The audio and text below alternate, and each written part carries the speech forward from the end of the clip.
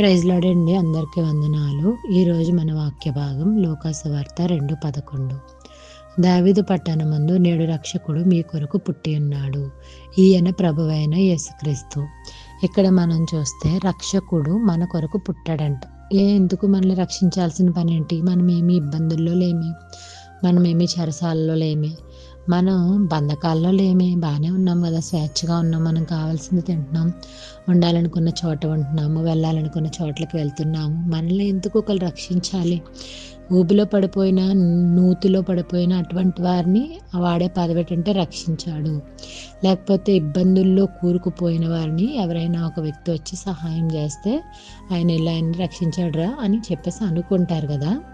అయితే ఇక్కడ అంటున్న మాట ఏంటంటే, నేడు రక్షకుడు మీ కొరకు పుట్టి ఉన్నాడు. ఒకరి కోసం కాదు, మనందరి కోసం పుట్టాడట రక్షకుడు. ఏంటి ఆ రక్షకుడు ఎందుకు పుట్టాడు, దేని నిమిత్తం పుట్టాడు అనేది మనం ఆలోచిస్తే, రక్షకుడు మన కోసం పుట్టాడు. రక్షణ అనేది మనం ఆలోచిస్తే మనకి రక్షణ కావాలి. పాప బంధకాలలో మనము నలిగిపోతున్న వారిగా ఉన్నాం కాబట్టి మనకు రక్షణ చాలా అవసరం. రక్షణ లేకుండా మనము పరలోక రాజ్యాన్ని పొందుకోలేము. మనం అనుకోవచ్చు, చాలామంది మనం విగ్రహారాధికులు అంటారు కదా, వాళ్ళు ఏమంటారంటే, మమ్మల్ని ఎవరు రక్షించక్కర్లొద్దు, మేమేం పాపులం కాదు అని చెప్తా ఉంటారు. పాపం లేనివాడు లేదు అని వాక్యం చెప్తుంది.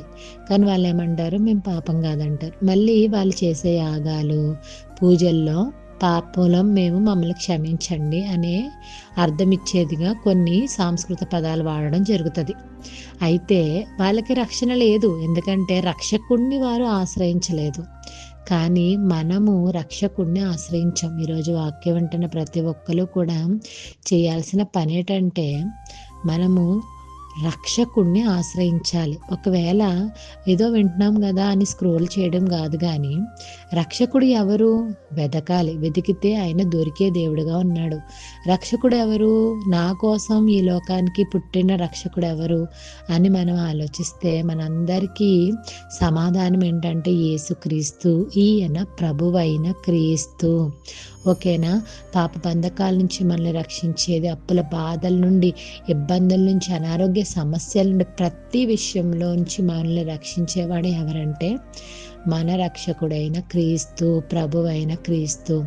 కాబట్టి ఈ రక్షకుని వైపు చూడండి అందరూ కూడా.